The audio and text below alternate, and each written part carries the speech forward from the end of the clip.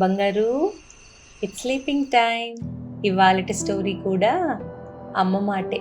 ఇది ఇంకొక నీతితో విన్నామా?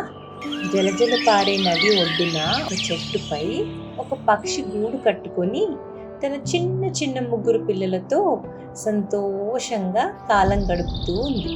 ఒకనాడు ఆ పక్షి తన పిల్లల మేత కోసం వెళ్ళి తిరిగి వచ్చే సమయానికి 3 పిల్లలలో ఒక పిల్ల గూటి నుండి తల బయటకు పెట్టి బయట ప్రపంచం చూస్తూ ఉంది. అంతలో తల్లి వచ్చి ఆ పిల్లను కోప్పడి, ఇంకెప్పుడు బయటకు చూడకూడదు, పొరపాటున కింద పడొచ్చు, లేక మన శత్రువులు హఠాత్తున వచ్చి ఎత్తుకెళ్ళిపోవచ్చు, మీరు పెద్దయిన తర్వాత నాలాగే బయటకు వెళ్ళవచ్చు అని ముద్దుగా మందలించింది.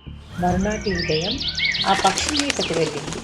అమ్మ మాట లెక్క చేయకుండా ఆ పక్షి పిల్ల మరలా గూటి నుంచి బయటకు వచ్చి అంచు వరకు వచ్చి బయటకి వింతలను ఆదమర్చి చూస్తుంది. ఆ సమయంలో పెద్ద గాలి వీయడంతో పట్టు తప్పి కాలు జారి నదిలో పడి కొట్టుకొని పోయి ప్రాణాలు వదిలింది.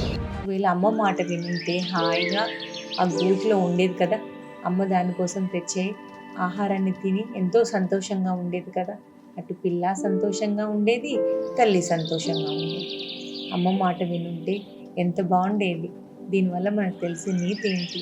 పెద్దల మాట విననిచో ఆపదలు తప్పవు. అంటే పెద్దల మాట వినకుండా, వాళ్ళు చెప్పింది చేయకుండా దానికి ఆపోజిట్గా చేస్తే తప్పకుండా పిల్లలు సఫర్ అవుతారు. ఏదున్నా పెద్దలు మన మంచి కోసమే చెప్తారు కాబట్టి మనం వినాలి. మనం కూడా అమ్మ మాట వినాలి బంగారు. అమ్మ ఏం చెప్పినా మన మంచి కోసమే.